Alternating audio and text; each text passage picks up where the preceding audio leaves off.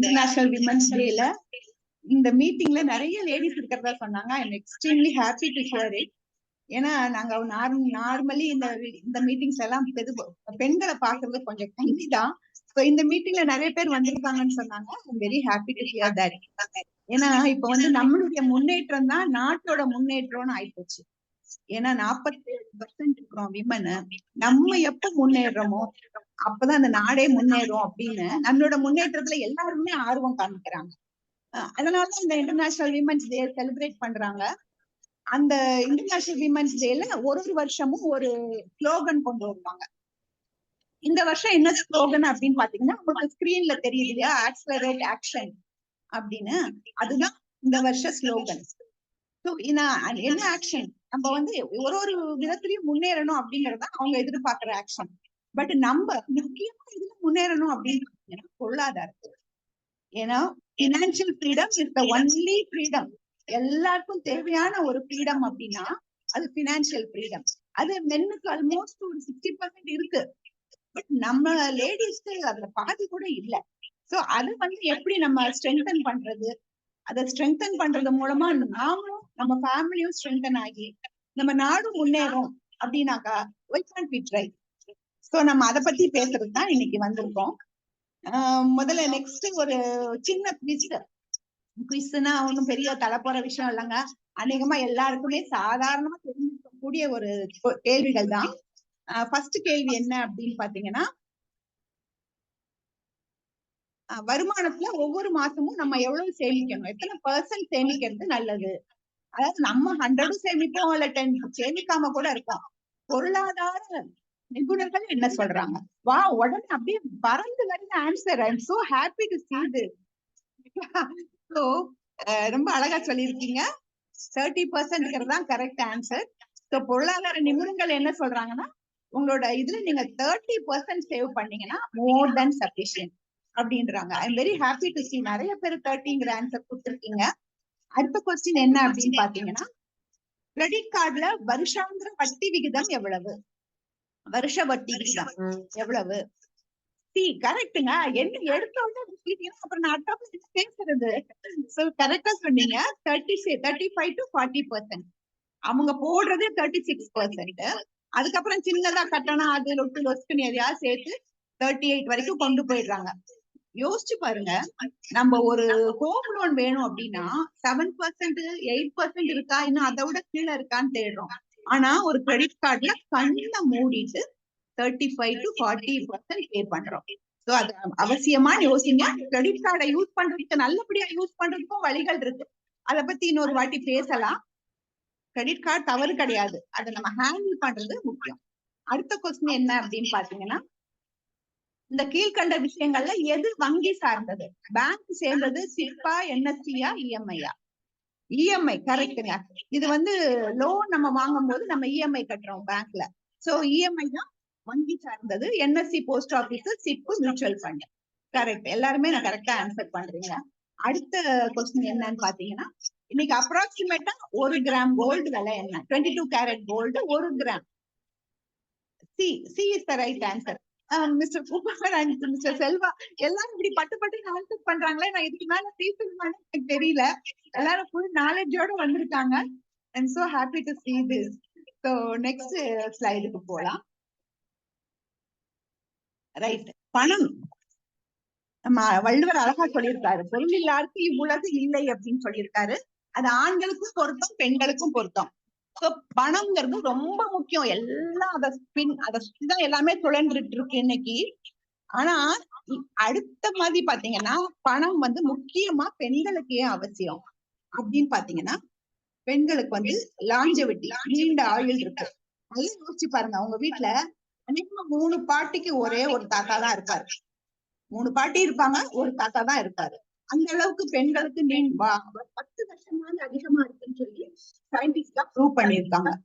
அடுத்தாப்புல கூட்டு குடும்ப முறை ரொம்பவே குறைஞ்சிட்டு வருது. பிள்ளைங்க எல்லாம் எங்க, ஒரு கல்யாண வீட்டுக்கு போய் பாருங்க, ஒரு 50 வயசுக்கு மேல உள்ளவங்க இருந்தா இருப்பாங்க. சின்ன யங்ஸ்டர்ஸ் எல்லாம் இருக்கவே மாட்டாங்க. காரணம் எல்லாம் வெளியூர் போயிருப்பாங்க, இல்ல வெளிநாட்டுக்கே போயிருப்பாங்க. சோ நம்மளுக்கு வந்து கூட்டு குடும்ப முறை குறைஞ்சதால நம்மளுக்கு எத்தனை வயசுனாலும் நம்ம நம்மள பாத்துக்க வேண்டிய அவசியம் இருக்கு. அப்படி நம்மளையே பாத்துக்கணும்னா நம்மளுக்கு முக்கியமா என்ன தேவை அப்படின்னா பொருளாதாரம். அடுத்தாப்புல வேலையிலயும் திருமணத்தையும் நிலையில இன்செக்யூரிட்டி இருக்கு. வேலையில என்ன அப்படின்னு பாத்தீங்கன்னா பேப்பர் திறந்தா உடனே இன்ஃபோசிஸ் 700 பேர் எடுத்துட்டாங்க, ஓலால 300 பேர் எடுத்துட்டாங்க. இதே தாங்க நடந்துட்டு இருக்கு. நிறைய வேலையில்லா திண்டாட்டம் இருக்கு. அந்த லேடிஸ் எல்லாம் ஏதாவது ஒரு காரணத்துக்காக வேலையை விட்டு வெளியே வந்தாங்கன்னா திருப்பி என்ட்ரு பண்றது ரொம்ப கஷ்டமா இருக்கு. அதை விட மோஸ்ட் திருமணத்துல வந்து பாத்தீங்கன்னா சுத்தமா நிலையின்மைங்கிறது இந்த திருமணம் இருக்கு நம்மளுக்கு. ஏன்னா என் ஃப்ரெண்ட் ஒருத்தங்க ரீசெண்டா ஒரு கோர்ட் கேஸுக்கு போயிருந்தாங்க. அவங்க ஏதோ ப்ராப்பர்ட்டி கேஸ்னு போயிருந்தாங்க. அந்த ஒரு ப்ராப்பர்ட்டி கேஸுக்கு அங்க 30 டிவோர்ஸ் கேஸ் இருந்ததாமா. இவங்களோடது ஒரே ஒரு கேஸ். ஆனா அங்க 30 ஆணும் பெண்ணும் நின்றுட்டு டிவோர்ஸ்க்காக காத்துட்டு இருந்தாங்களாமா. நம்ம ஊர்ல அந்த அளவுக்கு மோசமா போயிட்டு இருக்கு நிலைமை. அப்போ திருமணத்திலயும் நம்மளுக்கு செக்யூரிட்டி இல்ல. விமனுக்கு பொதுவா திருமணம் தான் செக்யூரிட்டி, ஆயிரங்காலத்து பயிர் அப்படின்லாம் சொல்லுவோம். இன்னைக்கு டேட்ல திருமணத்திலயும் பெண்களுக்கு செக்யூரிட்டி இல்ல. அதை விட மோசம் என்னன்னா நம்மளுக்கு என்ன ரைட்ஸ் இருக்குன்னு தெரியாது. ஒரு நான் இப்ப இங்க இருக்கிறவங்கள கேக்குறேன், யாராவது உங்க அப்பா அம்மாட்ட போய் சரிப்பா உங்க சொத்துல எனக்கு எவ்வளவு பங்கு வச்சிருக்கீங்கன்னு கேட்போமா? இது வரைக்கும் கேட்டிருக்கோமா? ஆனா நம்ம ரீசெண்டா எக்கனாமிக் டைம்ஸ் பேப்பர்ல என்ன போடுறாங்கன்னா, தயவு செஞ்சு கேட்டு தெரிஞ்சுக்கோங்க, பெண்களுக்கெல்லாம் சொத்துரிமை இருக்கு, அப்பா அம்மா மறைவுக்கு அப்புறம் உங்களுக்கு எவ்வளவு கொடுப்பாங்க யார் கொடுப்பாங்கன்னு சொல்ல முடியாது. சோ உங்களுக்கு வரப்போற விஷயங்களை கேட்டு தெரிஞ்சுக்கோங்க. சண்டை போட வேண்டாம், குடும்பம் கேட்க வேண்டாம், எனக்கு ஏதாவது இருக்கா அப்படின்னாலும் கேட்டு தெரிஞ்சுக்கோங்க அப்படின்னு சொல்றாங்க. இன்னும் உரிமை அவங்க சொல்றது என்ன அப்படின்னு பாத்தீங்கன்னா, வேலையில சேரும் போது உங்களுடைய படிப்புக்கும் தகுதிக்கும் தகுந்த மாதிரி சேலரி கேளுங்க அப்படின்றாங்க. நம்ம அதெல்லாம் திங்க் பண்றதே கிடையாது. ஐயோ நம்மள வேலைக்கு சந்தோஷம் ஓடி போய் 1 மடங்கு 10 மடங்கு வேலை செஞ்சுட்டு வரோம். பட் இப்போ எக்கனாமிக் டைம்ஸ் இதெல்லாம் சொல்றாங்க, பெண்கள் இதெல்லாம் கேளுங்க, ஆண்கள் இதெல்லாம் கேக்குறாங்க, உங்களுக்கு தகுதி இருக்கும் பட்சத்துல நீங்களும் கேளுங்க அப்படின்றாங்க. முக்கியமா லேடிஸ்க்கு இன்னொரு பெரிய கஷ்டம் என்ன அப்படின்னா குழந்தைகளோட பொறுப்பு நம்ம தான் பாக்குறோம். அதுக்கு திருமணத்தை விட்டு வெளியே வந்துட்டா கூட 12 வயசு வரைக்கும் அந்த குழந்தை அம்மா கூட தான் இருக்கும். அதை எல்லா விதத்திலும் நம்ம நல்லபடியா வளர்க்கணும்னா நம்மளுக்கு தேவை பொருளாதாரம். இது எல்லாம் இவ்வளவு கஷ்டம் இருக்குங்க லேடிஸ்க்கு. இதெல்லாம் விட பெருசா ஒரு கஷ்டம் இருக்கு. அது என்னன்னு பாத்தீங்கன்னா கிளிக் பண்றீங்களா செல்வா? பண விஷயங்களில் ஆர்வம் இன்மை. சோ பண விஷயங்கள்ல நம்மளுக்கு நீங்க தயவு செஞ்சு எத்தனை பேருக்கு பண விஷயம், அதாவது இன்னைக்கு வந்திருக்கீங்க, அது ஓரளவு உங்களுக்கு ஆர்வம் இருக்குங்கிறது தான் காமிக்குது, அது எந்த டவுட்டும் இல்ல. ஆனா நிறைய பேருக்கு அது ஆர்வமா இருக்குங்கிற நாலேஜ் கூட இல்ல. அதான் ப்ராப்ளம். நம்ம வந்து என்ன இப்ப நீங்களே சொல்லுங்க, சித்திரமும் கைப்பழக்கம் செந்தமிழும் நாப்பழக்கம்னு சொல்லுவோம். எதுவுமே செஞ்சு செஞ்சா நம்ம நல்லா பழகுவோம். நமக்கு சின்ன வயசுல இருந்து பினான்ஸ் வேலைகள்ல எல்லாம் அண்ணன் பாப்பான், தம்பி பாப்பான், அப்பா பாப்பாங்க. ஏதோ காய்கறி கடைக்கு போகணுமா, பூ வாங்கணுமா, அது டான்ஸ் பண்ணணுமா, பாட்டு படிக்கணுமா, சமையல் பண்ணணுமா, நம்ம போவோம். நிறைய அந்த எவ்வளவு ரொம்ப அட்வான்ஸ் மாடர்ன் குடும்பமா இருந்தாலும் ஓரளவுக்கு அந்த எட்ஜ் இருந்தே இருக்கு. பெண்கள்னா இதான் முக்கியமா செய்யணும் அப்படிங்கிற மாதிரி ஒரு எண்ணம் இருந்துதான் இருக்கு. அதனால என்ன ஆகுது அப்படின்னா நம்மளுக்கு பண விஷயம் வரும்போது பயம் வந்துருது. இதெல்லாம் பழக்கம் இல்ல, அது அப்பா செய்வாரு, அண்ணன் செய்வானு, தம்பி செய்வானு, ஹஸ்பண்ட் செய்வாரு, பையன் செய்வானு, அப்படி நம்ம ஆண்கள்டே தள்ளிட்டு நம்ம வழக்கமான காரியங்களை பண்றோம். இல்ல ஆபீஸ்க்கு போறோம், எல்லாரும் பத்தியும் டேக் கேர் பண்றோம். இதெல்லாம் பண்றதுல என்ன பிரச்சனை, நம்மளுக்கு ஆர்வம் இல்லாததால நிறைய விதங்களை ஏமாற்றப்பட வேண்டிய சூழ்நிலை ஏற்படுது. இதுக்கு நம்ம யாரையும் குற்றம் சொல்லி பிரயோஜனம் இல்ல. அகைன் எக்கனாமிக் டைம்ஸ்ல நிறைய கேசஸ் போட்டிருக்காங்க. அதுக்காக ஆண்கள் எல்லாம் ஏமாத்துறதுக்காக காத்துட்டு இருக்காங்க, நம்மள வந்து ஏமாத்துறது ஒண்ணுதான் அவங்க குறிக்கோள்னு நான் சொல்ல வரல. பட் நம்ம அதுக்கு இடம் கொடுக்க கூடாது.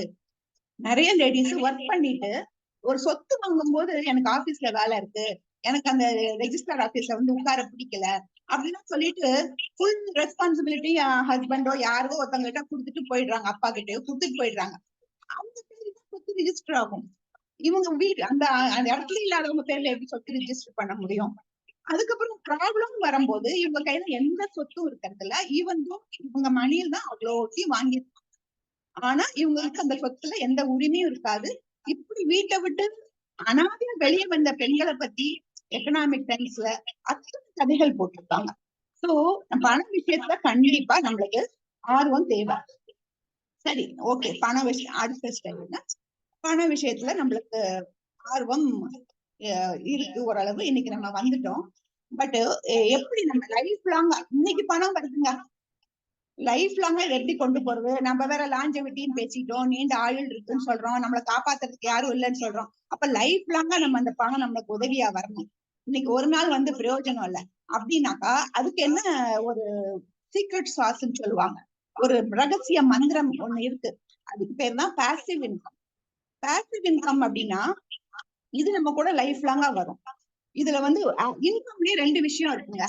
ஒண்ணு வந்து ஆக்டிவ் இன்கம்.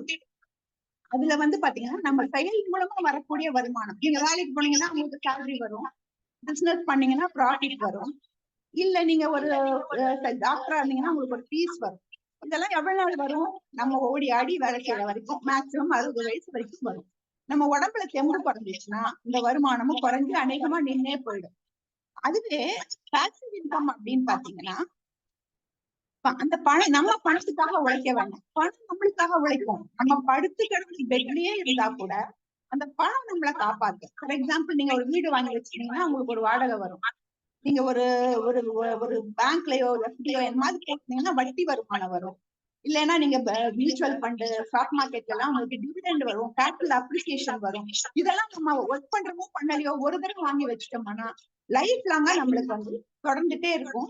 இது வந்து மூளை சார்ந்த விஷயம், உடல் உழைப்பு சார்ந்த விஷயம் கிடையாது, மூளை சார்ந்த விஷயம். நம்மளுடைய இன்னையுடைய பயணத்தை நம்ம என்ன பாக்குறோம் அப்படின்னாக்கா இந்த பாசிவ் இன்கம் எப்படி நம்ம அடைய போறோம், அதுக்கு என்னென்ன வழிகள் இருக்குது. ஏன்னா அந்த பாசிவ் இன்கம் தான் இப்ப எல்லாராலையும் பேசப்படுற ஒரு பெரிய குறிக்கோள். பினான்சியல் ஃப்ரீடம் இன்னொரு வார்த்தை சொல்லுவாங்க. பினான்சியல் ஃப்ரீடம்னா பணத்துக்காக வேலை பார்க்கறது இருக்குது. நம்ம எதுக்காக காலையில எழுந்திரிச்சு அவ்வளவு அடிச்சு பிடிச்சு ஓடி வரும்னு பாத்தீங்கன்னா பணத்துக்கு தேவை இருக்கு அப்படின்னு. அந்த தேவையை முற்றிலுமா ஒழிக்கிறது தான் நம்மளுக்கு பினான்சியல் ஃப்ரீடம். அந்த ஃப்ரீடத்தை எப்படி அடையிறதுன்னு பாத்தீங்கன்னா அதுக்கு ஒரு 4 ஸ்டெப்ஸ் தான் இருக்கு. ரொம்ப ஈஸி, ரொம்ப ஒண்ணும் பெரிய விஷயங்கள் கிடையாது. அந்த 4 ஸ்டெப்ஸ் என்னன்னு பார்க்கலாம். நெக்ஸ்ட் இப்ப பாத்தீங்கன்னா ஹாயா உட்காந்துருக்காங்க பாருங்க, அவங்களுக்கு பாசிவ் இன்கம் வந்துடுச்சு. அவங்க கால் மேல கால் போட்டு ஹாயா உட்கார்ந்துருக்காங்க. அதுக்கு 4 ஸ்டெப் என்னன்னு பாத்தீங்கன்னா வருமானம், சேமிப்பு, முதலீடு, பாதுகாப்பு. அந்த 4 ஸ்டெப்ஸையும் நம்ம கரெக்டா எடுத்து வச்சுட்டோம் அப்படின்னாக்கா நம்மளுக்கு passive income assured, financial freedom ரொம்பவே அஷ்யூர்டு. முதல்ல நம்மளுக்கு வருமானம் ஓரளவு வந்துட்டு தான் இருக்கு. ஆனா இந்த காலத்துல நம்மளால வருமானம் பெருக்கவும் முடியும். எத்தனையோ பேர் ஆபீஸ் போயிட்டு வந்து டைம் கிடைச்சிச்சுன்னா ஆன்லைன்ல உட்காந்து டியூஷன் சொல்லி கொடுக்குறாங்க, டாலர்ல சம்பாதிக்கிறாங்க. மியூசிக், டான்ஸ் எல்லாம் சொல்லி கொடுக்குறாங்க. சோ இந்த மாதிரி வருமானத்துக்கு இப்பெல்லாம் ஒரு எல்லை இல்லைங்க. ஆனா வெறும் வருமானம் வந்து பிரயோஜனம் இல்ல. வருமானம் கோடி கணக்கு கட்டினாலும் அதை சரியா ஹேண்டில் பண்ணாம பிச்சைக்காரங்கள போனவங்களை பத்தி நமக்கு தெரியும். தியாகராஜ பாகவதர் தங்க தட்டுல சாப்பிட்டாரு, ஆனா கடைசி காலத்துல சாப்பாடு கிடைக்காம ஒரு ரோடு ஓரத்துல உட்கார்ந்ததை பார்த்தவங்க நிறைய பேர் இருக்காங்க. அதே மாதிரி சந்திரபாபு, சாவித்ரி, இவங்க எல்லாருமே ரொம்ப கஷ்டப்பட்டு உழைச்சு நிறைய பணம் ஏர்ன் பண்ணி அதை ஒழுங்கா ஹேண்டில் பண்ணாததால கடைசியில ஒண்ணும் இல்லாம போயிட்டாங்க. சோ வருமானம் வந்து பிரயோஜனம் இல்லை. அந்த வருமானத்தை நம்ம என்ன செய்ய போறோம் அப்படிங்கறதுதான் முக்கியம். இதுக்கு நம்ம செய்ய வேண்டியது சேமிப்பும் முதலீடும். இந்த அடுத்தாப்புல வரக்கூடியதுல பாக்கலாம். சோ சேமிப்பு முதலீடு அப்படின்னு பாத்தீங்கன்னா பொதுவா நம்ம வந்து ரொம்ப காலம் வரைக்கும் சேமிப்பு முதலீடும் ஒண்ணு அப்படின்னு தான் நினைச்சிட்டு இருந்தோம். நம்ம அது இல்லாம நம்ம இந்தியன்ஸ் வந்து சேமிக்கிறதுல ரொம்ப பெரிய கில்லாடிகளாவும் இருக்கோம். உலகத்திலேயே நம்பர் 1 சேவர்ஸா நம்ம தான் இருந்தோம், இப்ப நம்பர் 2 ஆயிருக்கோம்னு சொல்றாங்க. சோ சேமிப்பு அப்படின்னா என்ன அப்படின்னா ஒரு 10 மாம்பழத்தை எடுத்து ஃப்ரிட்ஜ்ல வச்சு டெய்லி ஒரு பழம் சாப்பிடுறது, 10 நாளைக்கு அந்த பழம் வரும். இது முதலீடு அப்படின்னு பாத்தீங்கன்னா ஒரு மாம்பழ விதைய தூக்கி ஊறி வச்சு அதை நல்லா வளர்த்து 10 வருஷம் வளர்த்தோம்னா அப்புறம் வருஷம் 300 பழம் கிடைக்கும். இதுதான் முதலீட்டோட ஸ்பெஷாலிட்டி. அத வந்து மணி மல்டிப்ளைங் மேஜிக் அப்படின்னு சொல்லுவாங்க. இந்த மணி மல்டிப்ளைங் மேஜிக் சேமிப்புல நடக்காது, முதலீடுல நடக்கும். அப்படின்னா எல்லா பணத்தையும் முதலீடு பண்ணிடலாமா அப்படின்னு கேட்டீங்கன்னா இல்ல. நம்மளுக்கு வந்து சேமிப்பும் தேவை, முதலீடும் தேவை. சேமிப்பு எதுக்கு தேவை அப்படின்னு பாத்தீங்கன்னா நம்மளோட ஷார்ட் டேர்ம் கோல்ஸ்ன்னு சொல்லுவோம் இல்லையா. இப்போ வருஷம் பிள்ளைங்களுக்கு ஃபீஸ் கட்டணும், டாக்ஸ் கட்ட வேண்டியிருக்கும், நம்மளுக்கு ஒரு டிராவல் போக வேண்டியிருக்கும், பண்டிகை கொண்டாடுவோம். இதுக்கெல்லாம் வந்து ஒரு வருஷத்துக்கு நம்ம சேர்த்து வச்சு அந்த அந்த பண்டிகை வரும்போது இந்த பணத்தை எடுத்து செலவழிச்சோம்னா அது ரொம்ப ஈஸியா போகும். இந்த மாதிரி ஷார்ட் டேர்ம் கோல்ஸுக்கு நம்மளுக்கு தேவை சேமிப்பு. அந்த சேமிப்புல பெரிய மேஜிக் எல்லாம் தேவையில்லை. நம்ம போட்ட பணத்தை விட கொஞ்சம் கூட ஒரு வருமானம் வந்தா போதும். அது பேங்க் எஃப்டியோ, போஸ்ட் ஆபீஸ் சேவிங்ஸோ, இல்ல லிக்விட் ஃபண்டோ நம்மளுக்கு கொடுத்துற போதும். சோ சேமிப்புங்கிறது அவ்வளவுதான். அடுத்தது முதலீடு அப்படின்னு பாத்தீங்கன்னா, இப்போ ஒரு எல்லாருக்குமே சேம் கோல்ஸ் தான். அநேகமா ஹியூமன் பீயிங்ஸ்ல எல்லாருக்குமே ஒரு 80% பீப்புளுக்கு சிமிலர் கோல்ஸ் தான் இருக்கும். என்ன, நம்ம பசங்கள் நல்லா படிக்க வைக்கணும், கல்யாணம் பண்ணி கொடுக்கணும், நம்மளுக்கு ஒரு வீடு வேணும், கடைசி வரைக்கும் கஷ்டம் இல்லாம யார் கையையும் எதிர்பார்க்காம வாழணும். இதுதான் நம்மளுடைய கோலா இருக்கு. இதுக்கு நம்மளுக்கு தேவை முதலீடு. ஏன் அப்படின்னு கேட்டீங்கன்னா, நீங்க ஒரு பையனுக்கு படிப்பு கல்யாணம், பொண்ணுக்கு படிப்பு கல்யாணம், இது ரெண்டுக்கும் ஒரு அப்ராக்சிமேட்டா, இந்த ஃபிகரை கேட்டு இது ரைட்டிங் நினைச்சுக்காதீங்க, இது கூடவும் இருக்கலாம் குறையவும் இருக்கலாம். ஒரு அப்ராக்சிமேட்டா ஒரு 1 crore நம்மளுக்கு தேவைப்படும். அதுக்கப்புறம் வீடு கட்டுறோம்னு வச்சுக்கோங்க, அதுக்கு ஒரு 50 lakhs அப்படி தேவைப்படும். அதுக்கு நம்மளுக்கு லைஃப் லாங் ஒரு வசதியான வாழ்க்கை வாழணும் இல்லையா? அப்படி என்ன தேவைப்படுதுன்னு பாத்தீங்கன்னா ஒரு 1.5 crores தேவைப்படும் வச்சுக்கலாம், ஒரு எக்ஸாம்பிள் வச்சுக்கலாம். சோ இப்போ இது ஒரு 2 கோடி, அந்த பசங்களுக்கு 1 கோடி, 3 கோடி ரூபாய் நம்மளுக்கு தேவை. ஆனா நம்மளுக்கு மாசம் மாசம் வருமானம் 50,000 ரூபாய் வச்சுக்கலாம். அந்த 50,000த்தையும் நீங்க சேர்த்துட்டு வரீங்க, ஒரு ஒரு ஒரு 20% சேர்த்துட்டு வரீங்க அப்படின்னா எவ்வளவு நிக்கும் உங்க கையில? ஏன்னா அந்த 50,000 35 வருஷம் நீங்க சேலரி வாங்கினீங்கன்னா வெறும் 2 கோடி 10 லட்சம் தான் வரும். நம்ம வருமானம் 2 கோடி 10 லட்சம். அதில் நம்ம சாப்பிடணும், தூங்கணும், ட்ரெஸ் போடணும், பிள்ளைங்களை வளர்க்கணும், கல்யாணம் பண்ணி, இதுக்கெல்லாம் செலவு இருக்கு. அப்புறம் நம்ம கிட்ட மீதி எங்க 3 கோடி எடுக்க போறோம் நம்ம. அதுக்கு தேவை ஒரு மணி மல்டிப்ளைங் மேஜிக். அந்த முதலீடுகள் தான் அந்த மணி மல்டிப்ளைங் மேஜிக்க கொடுக்க முடியும். சோ சேமிப்புக்கும் முதலீடுக்கும் அதான் வித்தியாசம். ரெண்டுமே நமக்கு தேவை, ரெண்டுமே நம்மளுக்கு வேற வேற பர்பஸ்க்கு கண்டிப்பா உதவும். முதல்ல சேமிப்பு எடுத்துக்கலாம். சேமிப்பு பொறுத்த அளவுல நெக்ஸ்ட் ஸ்லைடு. சேமிப்பு பொறுத்தவரை நம்மளுக்கு அநேகமா தெரியுங்க. ஏன்னா நம்மளாம் சின்ன வயசுலயே அந்த அரிசி டப்பாக்குள்ள காசு போட்டு வளர்ந்தவங்க தான். வீட்டுல எங்க இருந்தாலும் காசு கிடந்ததுன்னா எடுத்து உண்டியல்ல போடுவோம், பத்திரமா பேங்க்ல ஒரு அக்கௌண்ட் ஓபன் பண்ணுவோம். இந்த மாதிரி சேமிப்புல நம்மள அடிச்சுக்க முடியாது. ஆனா சில விஷயங்களை ஃபாலோ பண்ணணும், சேமிப்பை ஒண்ணு எஃபெக்டிவா பண்ண முடியும். அது என்னது அப்படின்னு பாத்தீங்கன்னா, முதல்ல ஒரு கன்சிஸ்டன்டா இருக்கணும். ஒரு மாசம் 10,000 சேவ் பண்றது, அடுத்த மாசம் 2,000 சேவ் பண்றது, அந்த மாதிரி இருக்கக்கூடாது. கன்சிஸ்டன்டா நீங்க 10,000 சேவ் பண்ண வேணாம், ஒரு 10,000 வர்ற இடத்துல 7,000 சேவ் பண்ணுங்க. ஆனா அந்த 7,000 கண்டிப்பா எவ்ரி மந்த் சேர்த்துங்க. அதுதான் ரொம்ப முக்கியம். 50-30-20 எல்லாருக்குமே தெரிஞ்சிருக்கும். 50% நம்மளுடைய தேவைகளுக்கு, வீட்டு செலவுகளுக்கு, 30% நம்மளுடைய ஆசைகளுக்கு, பசங்க கேட்டதை வாங்கி தர, ஊர் உலகத்தில் டிராவல் போறதுக்கு, 50% நம்ம சேவிங். இந்த கொள்கையை நம்ம பின்பற்றணும். அநேகமா எல்லாரும் பண்ணிட்டு இருப்பீங்க. இதுல நடக்கக்கூடிய தவறு என்ன அப்படின்னா, நம்ம வருமானம் ஜாஸ்தி ஆகும் போது அந்த பண வேல்யூ தான் பாக்குறோம். நான் போன வருஷம் 5,000 ரூபாய் சேவ் பண்ணேன், இந்த வருஷம் 5,000 ரூபாய் சேவ் பண்றேன்னு நினைக்கிறோம். இல்ல, இப்ப நம்மளுக்கு இன்கிரிமெண்ட் வந்துச்சு, போனஸ் வந்துச்சு, ப்ரமோஷன் வந்துச்சு, வருமானம் உயர்ந்துருச்சு. அப்ப அந்த 20% ஆன இதையும் அந்த சேமிப்பை நம்ம அதிகப்படுத்தணும். அதை ரியலைஸ் பண்ணிட்டு அதுக்காக நம்ம 20% சொல்றோம், 20-30% போக ட்ரை பண்ணணும். இந்த மாதிரி பண்ணோம்னா கண்டிப்பா நம்மளால எல்லா கோல்ஸையும் மீட் பண்ண முடியும். அடுத்தாப்புல நம்மளுடைய சேவிங்ஸை நம்ம ஆட்டோமேட் பண்ணணும். ஆட்டோமேட் அப்படின்னா என்ன அர்த்தம் அப்படின்னு கேட்டீங்கன்னா, இப்போ பேங்க்ஸ்ல நிறைய கம்ப்யூட்டரைசேஷன் எல்லாம் வந்துருச்சு. ஸோ என்ன வசதியா இருக்குன்னா, நீங்க போயிட்டு பிளானிங் இன்ஸ்ட்ரக்ஷன் கொடுக்கலாம். வாரத்துல சம்பளம் 3ஆம் தேதி வருது அப்படின்னா 5-6 தேதிகள்ல ஆர்டிக்கு எல்லாம் எவ்வளவு போகணும், இல்ல இஎம்ஐக்கு எவ்வளவு கட்டணும், பிரீமியம் இன்சூரன்ஸ் பிரீமியம் எவ்வளவு கட்டணும், மியூச்சுவல் ஃபண்ட்ல சிப்புக்கு எவ்வளவு அனுப்பணும், இதுக்கெல்லாம் நம்ம கொடுத்துட்டோம், ஒரு பிளானிங் இன்ஸ்ட்ரக்ஷன் கொடுத்துட்டோம் அப்படின்னா ஆட்டோமேட்டிக்கா நம்மளுடைய பணம் போக வேண்டிய இடத்துக்கு போயிடும். ஒரு 8ஆம் தேதி 10ஆம் தேதிக்கு அப்புறம் என்ன பணம் மீதி இருக்கோ அது ஃபுல்லா நம்ம செலவுக்காக உள்ள பணம். அதை பத்தி நம்ம கவலையே படாம செலவு பண்ணலாம். சில பேர் கேட்பாங்க, இதுக்கு என்ன மேடம் 10ஆம் தேதிக்கு அப்புறம் நீங்க சொன்ன பிறகு ஒண்ணுமே மீதி இருக்காது அப்படின்னு. பட் அதுக்கப்புறம் மீதி இருக்கிற மாதிரி பாத்துட்டு இருந்தா நம்மளுடைய சாமர்த்தியம், லேடிஸ் தானே நம்ம. சோ நம்ம 600 ஆக்குற அதெல்லாம் தெரியும்னா சொல்லி எல்லாரும் நம்ம ரொம்ப புகழ்ந்துட்டு இருக்காங்க. 10ஆம் தேதிக்குள்ள நம்ம பண்ண வேண்டிய சேவிங்ஸ பண்ணிட்டு அதுக்கப்புறம் வரக்கூடிய செலவுகளை நம்ம அதுக்கப்புறம் இருக்கக்கூடிய பணத்தை செலவுகளை சந்தோஷமா பண்ணலாம். சோ இது வந்து இந்த ஆட்டோமேட் பண்றது ரொம்ப முக்கியம். உங்க பேங்க்ல போய் அதுக்கான இன்ஸ்ட்ரக்ஷனை கொடுத்துருங்க. சேமிப்புல நம்ம பார்க்க வேண்டியது இவ்வளவுதாங்க. அடுத்தாப்புல வர்றது முதலீடு. முதலீடுன்னு பாத்தீங்கன்னா 2 விதமா இத நம்ம சொல்லலாம். ஒண்ணு வந்து நம்மளுக்கு ஆல்ரெடி ரொம்ப பழகின பாரம்பரியமான விஷயம். மண்ணுல போடும் இல்லைன்னா பொண்ணுல போடும்பாங்க. சோ வீடு இடம் வாங்கலாம், தங்கம் வாங்கலாம். அப்புறம் பேங்க்ல சேமிக்கிறது நமக்கு கேட்கவே வேணாம், நம்ம எல்லாருக்குமே தெரியும். அப்புறம் அதே மாதிரிதான் போஸ்ட் ஆஃபீஸ் சேவிங்ஸும். இதெல்லாம் நம்ம தாத்தா பாட்டி காலத்துல இருந்து கேள்விப்படுறோம், பார்த்துட்டு இருக்கோம். நம்ம ஈஸியா மேனேஜ் பண்ணிடுவோம். இப்போ இதுல என்ன பிரச்சனை போச்சுன்னா, இதுல இருந்து வரக்கூடிய வருமானங்கள் இன்ஃபிளேஷன் பீட்டிங்கா இல்ல. ஃபார் எக்ஸாம்பிள் இப்போ இன்ஃபிளேஷன் வந்து 6% சொல்றாங்க. 6%ங்கிறது எஜுகேஷன் சேர்க்காம ஹெல்த் கேர் சேர்க்காம சொல்லப்படுற விஷயம். அதெல்லாம் சேர்த்தோம்னா எங்கேயோ போகும் இன்ஃபிளேஷன் ரேட். பட் இந்த 6% கூட இந்த பழைய இன்வெஸ்ட்மெண்ட்ல இருந்து வரக்கூடிய வருமானம் யூஸ் பண்றது இல்ல. ஃபார் எக்ஸாம்பிள் பேங்க் எஃப்டி எடுத்துக்கோங்க. இன்னைக்கு அவங்க 7% கொடுக்குறாங்க. அதுல வந்து நம்மளுக்கு இன்ஃபிளேஷனே 6% இருக்கு. அப்ப நம்மளுக்கு மீதி இருக்கிறது 1%, அதுவும் டாக்ஸேஷன்ல போயிடும். சம்டைம்ஸ் நெகட்டிவ் வருமானம் கூட வர்ற மாதிரி ஆயிடுது. அதனால இந்த பழைய பாரம்பரியமான முதலீட்டு வகைகள் இன்னைக்கு ஒர்க் பண்ணல. ஆனா அதுவும் தேவைதான்.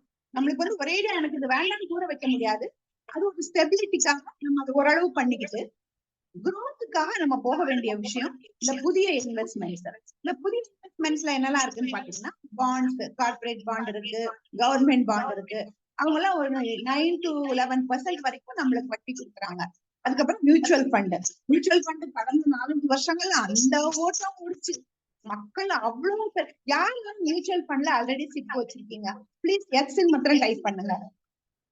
எவ்வளவு பேரு மியூச்சுவல் ஃபண்ட்ல ஆல்ரெடி டிப் போட்டுட்டு வரீங்க? எஸ் டைப் பண்ணீங்கன்னா yes yes yes okay okay good good good. So எல்லாருமே அநேகமா ஒரு 70% பீப்புள் சிப்ல இருக்கீங்க, மியூச்சுவல் ஃபண்ட் போட்டுட்டு இருக்கீங்க. என்னுடைய ஒரே ஒரு கோரிக்கை என்னன்னா, மார்க்கெட் டவுன் சொல்லிட்டு சிப்ப நிறுத்தாதீங்க, அப்படி கண்டினியூ பண்ணுங்க. இந்த டைம்ல தான் உங்களுக்கு அதிகமான யூனிட்ஸ் உங்களுக்கு கிடைக்கும். மியூச்சுவல் ஃபண்ட் வந்து ஹலோ மியூச்சுவல் ஃபண்ட் வந்து எல்லாருக்குமான ஒரு விஷயமா இருக்கு. 40% 50% எல்லாம் போன வருஷம் சில ஸ்கீம்ஸ்ல கிடைச்சது. ஸோ நமக்கு growth வேணும்னா மியூச்சுவல் ஃபண்ட் ரொம்ப ஹெல்ப்ஃபுல்லா இருக்கு. அடுத்தாப்புல ஸ்டாக் மார்க்கெட்ல எவ்வளவு பேர் இருக்கீங்க? தயவு செஞ்சு எஸ் டைப் பண்ணுங்க. அது ரொம்ப இன்ட்ரெஸ்டிங் கேட்கறதுக்கு. பொதுவா லேடிஸ் வந்து ஸ்டாக் மார்க்கெட்னா கொஞ்சம் பயப்படுறாங்கன்னு கேள்விப்படுறோம். Very good miss Archana. Yeah okay good good. So இது வந்து ஒரு தைரியம் வேணும், ஒரு நாலேஜ் வேணும். பங்கு சந்தைனா இன்வெஸ்ட்மெண்ட், சும்மா ட்ரேடிங் பத்தி நம்ம பேசல. அடுத்தாப்புல கிரிப்டோ கரன்சில எவ்வளவு பேர் இருக்கீங்க? அது இப்ப கிரிப்டோ கரன்சி ட்ரம்ப் வந்த பிறகு வெரி குட். நோ இதுதான் லேடிஸோட ஸ்பெஷாலிட்டியே இதுதான். ஏன்னா எவ்வளவு சேஃபா இருக்க முடியுமோ அவ்வளவு சேஃபா இருப்பாங்க. பசங்க எடுத்த உடனேயே கைய வைக்கிறது அந்த கிரிப்டோல தான். ஒரு பையன் வேலையில சேர்ந்த உடனே போன் பண்ணான், மேடம் நான் வேலையில சேர்ந்துட்டேன், கிரிப்டோ கூட வாங்கிட்டேன், வேற எங்க போடலான்னு கேக்குறான். பாவி, கடைசியா வாங்க வேண்டிய வேலையை முதல்ல பண்ணிட்டியப்பா அப்படின்ற மாதிரி இருந்தது. சோ இந்த புதிய இன்வெஸ்ட்மெண்ட்ஸ் எல்லாம் நம்மளுக்கு கண்டிப்பா ஒரு பெட்டர் growth கொடுக்குது. மணி மல்டிப்ளைங் அப்பதான் நடக்கும். நம்ம பாட்டுக்கு வந்ததெல்லாம் செலவு பண்ணிக்கிட்டு ஓரளவு சேமிப்பு மாத்திரம் பண்ணா பிரயோஜனம் இல்ல. நம்மளுக்கு இந்த முதலீட்டு வகைகளுக்கெல்லாம் இந்த இந்த புதிய இன்வெஸ்ட்மெண்ட் அவென்யூஸ் எல்லாம் 100% நம்மளுக்கு யூஸ் ஆகுது. ஓகேங்க, நம்ம டிசைட் பண்ணிட்டோம். மியூச்சுவல் ஃபண்டும் ஸ்டாக் மார்க்கெட்டும் தான் எனக்கான ஒரு growth கொடுக்கும், நான் அதுக்குதான் போறேன் அப்படின்னு டிசைட் பண்ணிட்டோம். எல்லா பணத்தையும் கொண்டு அதுல போட்டுடலாமா? கண்டிப்பா கூடாது. ஏன்னா நம்ம இதுல முக்கியமான பார்ட் ஒரு பர்சனல் பைனான்ஸ் சொல்லும் போது அந்த பர்சனல் அப்படின்னு ஒண்ணு வருது பாத்தீங்களா, அதுதான் ரொம்ப முக்கியம். இப்போ எல்லாரும் போட்டாங்க நம்மளும் கொண்டு போய் போட்டோம்னா அது நம்மளுக்கு சூட்டபிளா இல்ல. நம்ம முதல்ல நம்மளை பத்தி தெரிஞ்சுக்கணும், நம்மளுக்கு இது சூட் ஆகும். இப்போ ஃபார் எக்ஸாம்பிள் லேடிஸ் மேல பேசுறோம், நம்ம வீட்டுல சாம்பார் வைக்கிறோம்னு வச்சுக்கோங்க, உப்பு புளி காரம் எல்லார் வீட்லயும் போடுறதுதான். ஆனா நம்ம வீட்டுக்கு எவ்வளவு உப்பு போடணும், எவ்வளவு புளி போடணும், எவ்வளவு காரம் போடணும் நம்மளுக்கு தெரியும் இல்லையா? நம்ம வீட்டுல உள்ளவங்களோட டேஸ்ட் நம்மளுக்கு தெரியும். அதே மாதிரி நம்மளுடைய மனப்போக்கு நம்மளுக்கு தெரியும். ஒரு வேலை ஒரு 10,000 ரூபாய் நம்மளுக்கு லாஸ் பண்ணுதுன்னா, அன்னைக்கு நைட் நம்மளுக்கு தூக்கம் வரலைன்னா நம்ம கொஞ்சம் இன்வெஸ்ட்மெண்ட் எல்லாம் கேர்ஃபுல்லா இருக்கணும். ஏன்னா நம்மளுக்கு அதை தாங்க முடியல. அந்த அந்த வொலட்டிலிட்டியை நம்மளால தாங்க முடியல. எப்படி நம்ம என்னென்ன விஷயங்கள் நம்மளை பத்தி பார்க்கணும் அப்படிங்கறத நம்ம அடுத்த ஸ்லைட்ல பார்க்கலாம். ஆக்சுவலி நம்ம பாத்தீங்கன்னா gold is first priority. Very good very good miss Archana.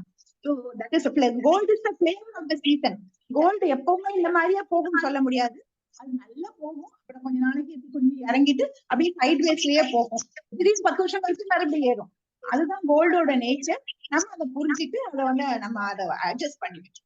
இப்போ அடுத்தாப்புல என்னதுன்னு பாத்தீங்கன்னா அதான் அந்த நம்ம எப்படி நம்ம தெரிஞ்சுக்கிறது அப்படின்னு பாத்தீங்கன்னா நம்ம எம்ஜிஆர் கூட பாடுவார், உன்னை அறிந்தால் நீ உன்னை அறிந்தால் உலகத்தில் போராடலாம் அப்படின்னு.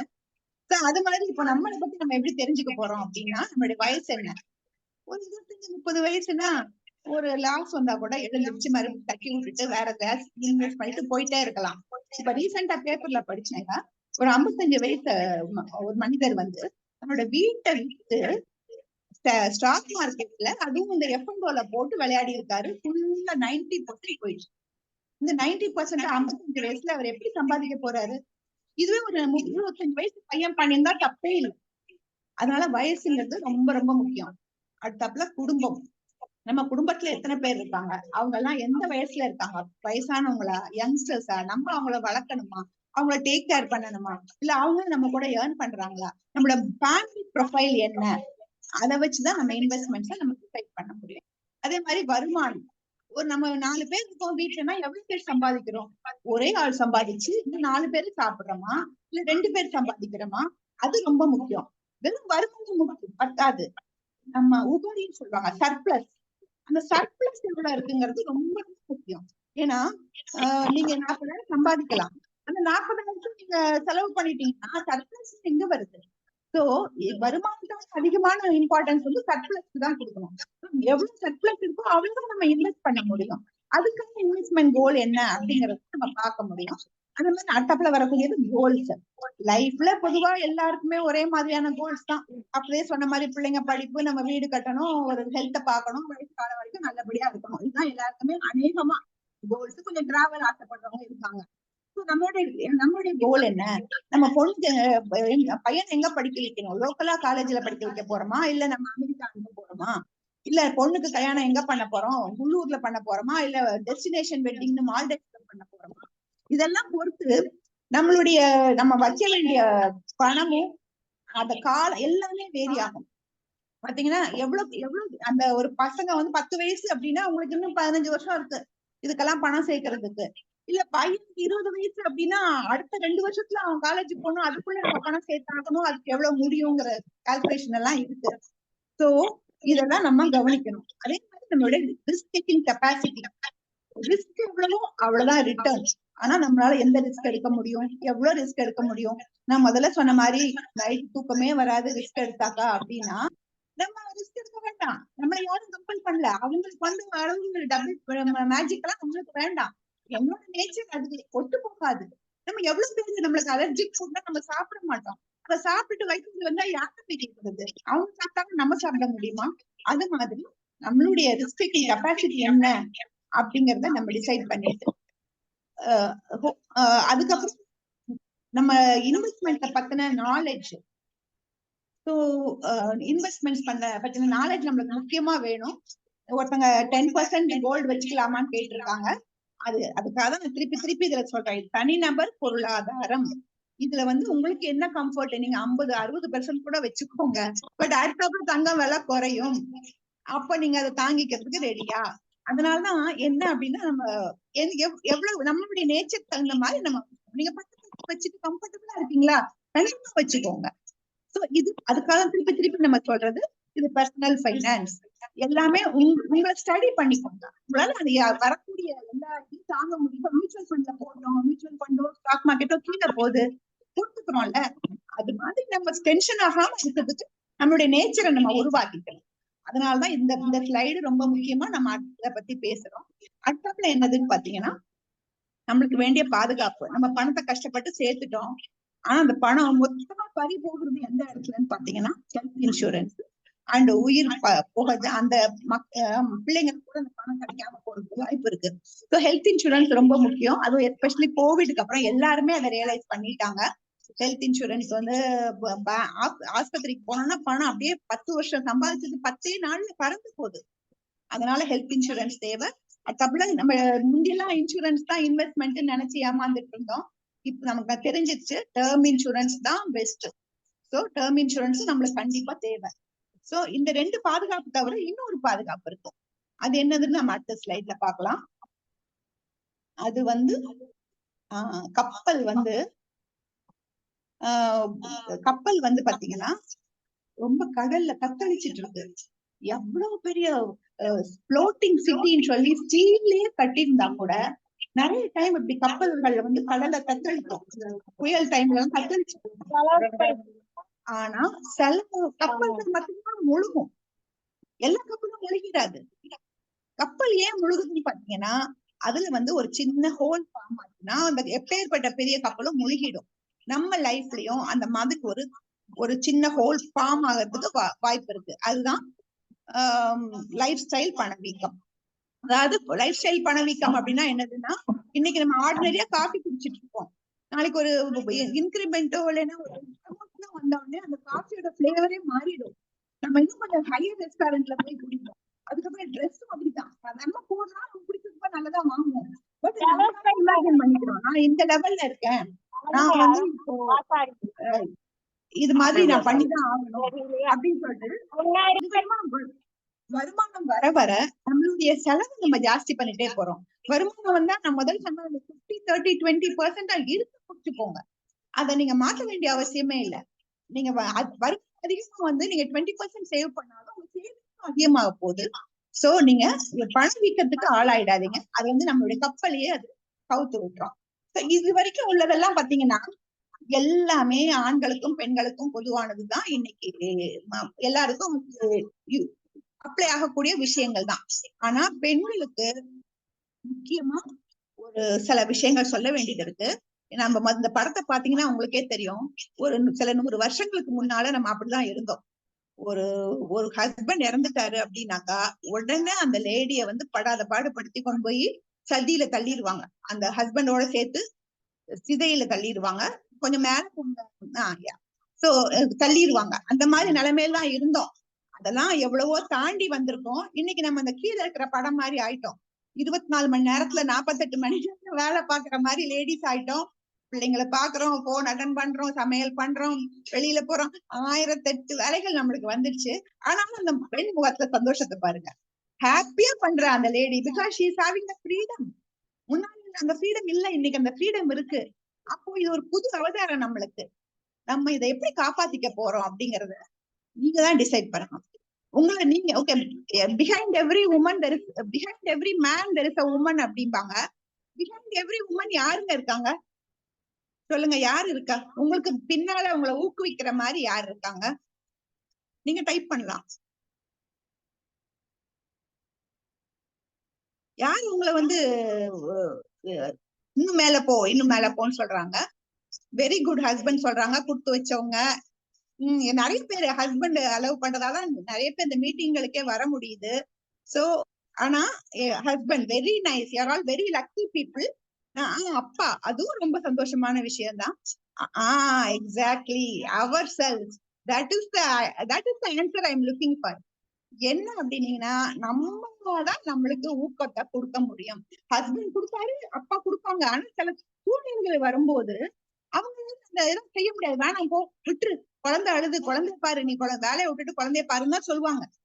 ஆனா நம்மள அந்த சமயத்திலயும் பல்ல கடிச்சிட்டு நான் இதை மேனேஜ் பண்ணுவேன் அப்படின்னு சொல்லிட்டு போக சொல்றது நம்மளாதான் இருக்க முடியும். சோ நம்ம தான் நம்மளை வந்து என்ஜூஸ் பண்ணிட்டு மேல போகணும். அதே மாதிரி நிறைய பேர் என்ன பண்றாங்க அப்படின்னா கல்யாணம் ஆன உடனே வேலையை விட்டுடுறாங்க. அது வரைக்கும் இன்ஜினியரிங் விழுந்து விழுந்து படிச்சிருப்பாங்க. நல்ல மார்க் வாங்கி நல்ல கம்பெனில சேர்ந்து கை நிறைய சம்பளம் வாங்குவாங்க. அப்புறமா ஒரு சலிப்பு வந்துடும். ஐயோ நான் லைஃப் கொஞ்சம் என்ஜாய் பண்ணிக்கிறேன், நான் ஹனிமூன் போயிட்டு வந்து என் ஹஸ்பண்டோட ஒரு காதல் வாழ்க்கையெல்லாம் வாழணும் அப்படின்னு சொல்லிட்டு ஈஸியா வேலையை விட்டுருவாங்க. இல்ல குழந்தை பிறந்த உடனே அந்த குழந்தை பாவம், அதுக்கு பேசவே தெரியல, அதுக்கு 3 வயசு ஆனாதான். என் டாக்டர் கொஞ்சம் அப்படிதான் பண்ணா. அதுக்கு 3 வயசு ஆனாதான் நான் வேலைக்கே போவேன் அப்படின்னு சொல்லிட்டு வேலையை விட்டுறது. ஆனா நீங்க வந்து அதுக்கு நீங்க 1000 தான் யோசிக்கணும். இது முடிவு எடுத்து பண்றது ஒரு விஷயமே கிடையாது. திருப்பி நம்ம வேணும்னு நினைச்சா அது கிடைக்குமா? கிடைக்கும் போது நம்மளால அதை ஃபார் எக்ஸாம்பிள் நீங்க திரும்பி வேலைக்கு போனீங்கன்னா 3 வருஷம் லேப்ஸ் ஆயிடுச்சுன்னா உங்களுடைய பிஎன்ஸ் உங்களுக்கு பாஸா இருப்பாங்க. உங்களால அக்செப்ட் பண்ண முடியுமா? இதெல்லாம் நம்ம யோசிக்கணும். ஒரு வேலையை விடுறது அப்படிங்கிறது அவ்வளவு ஈஸி இல்ல. அந்த வேலையை நம்மளுடைய செல்ஃப் ரெஸ்பெக்ட் அங்க அஃபெக்ட் ஆகும். அதை நம்ம புரிஞ்சுக்கணும். வேலையை விட நல்ல யோசனை பண்ணுங்க. கண்டிப்பா தேவையில்லைன்னா நீங்க விட்டுறலாம். அது அப்படிக்கும் again it is personal fine. அடுத்தாப்புல முதலீடுகள் பண்ணணும். வெறும் சேமிப்பு போராது. 600 ஆக்குவாங்க அப்படின்னு சொல்லி நம்மளை பத்தி பேர் இருக்கு, நம்மளை பத்தி புகழ் இருக்கு. சோ நம்ம அதை வந்து கண்டிப்பா காப்பாற்ற வேண்டியது நம்மளுடைய பொறுப்பு. சோ நீங்க வேணுமானா இந்த இதை ஒரு படம் எடுத்து வச்சுக்கலாம். இந்த ஸ்லைட இதுல வந்து பொதுவா நார்மலா எல்லாருக்கும் இருக்கக்கூடிய இலக்குகள்லாம் எழுதியிருக்கேன். அதுல நீங்க எவ்வளவு பிளான் பண்றீங்க, அதுக்கு வந்து நீங்க உங்களுக்கு எவ்வளவு சேர்த்திருக்கீங்க, இன்னும் எவ்வளவு சேர்க்கணும், அதுக்கப்புறம் இன்னும் அதுல வந்து எத்தனை மாசங்கள் பாக்கி இருக்கு, அப்ப ஒரு மாசமும் நீங்க எவ்வளவு சேர்க்கணும் அப்படிங்கிறதுக்கெல்லாம் ஒரு டேபுலர் காலம் போட்டு வச்சுக்கிட்டோம்னா நம்ம ஒன்ஸ் இன் வைல் பாத்துக்கிட்டு நம்ம இந்த ரோட் மேப்ல சரியாதான் போயிட்டு இருக்கோமா, எங்கேயாவது தப்பு விடுறோமா, கூட்ட முடியுமா அப்படிங்கறதெல்லாம் பார்க்க முடியும். நம்மளுடைய ஈஸியா நம்மளுடைய கோல்ஸை ரீச் பண்றதுக்கு கண்டிப்பா இந்த மாதிரி ஸ்லைடு உங்களுக்கு யூஸ்ஃபுல்லா இருக்கும்னு நினைக்கிறேன். இது வரைக்கும் நம்ம எப்படி ஒரு சாதாரணமான ஒரு குடும்பத்துல இருந்தா கூட ஒரு பினான்சியல் ஃப்ரீடம் எப்படி அடைய போறோம் அப்படிங்கறத பத்தி எல்லாம் நம்ம பேசிட்டு இருந்தோம். அதுக்கு 4 ஸ்டெப் இருக்குன்னு பார்த்தோம். வருமானம், சேமிப்பு, முதலீடு, பாதுகாப்பு. இந்த 4 நம்ம செஞ்சுட்டோம்னா பினான்சியல் ஃப்ரீடம், பாசிவ் இன்கம் எல்லாம் நம்ம கையில தான். சோ அடுத்த ஸ்லைடு பாத்தீங்கன்னா உங்களுக்கே தெரியும். இதெல்லாம் முடிச்சிட்டோம்னா அடுத்த ஸ்லைட், இதெல்லாம் முடிச்சிட்டோம்னா நம்ம தான் ராணி. கண்டிப்பா இதெல்லாம் எல்லாரும் முடிப்போம் அப்படிங்கிற நம்பிக்கை எனக்கு இருக்கு. I wish you all the very best.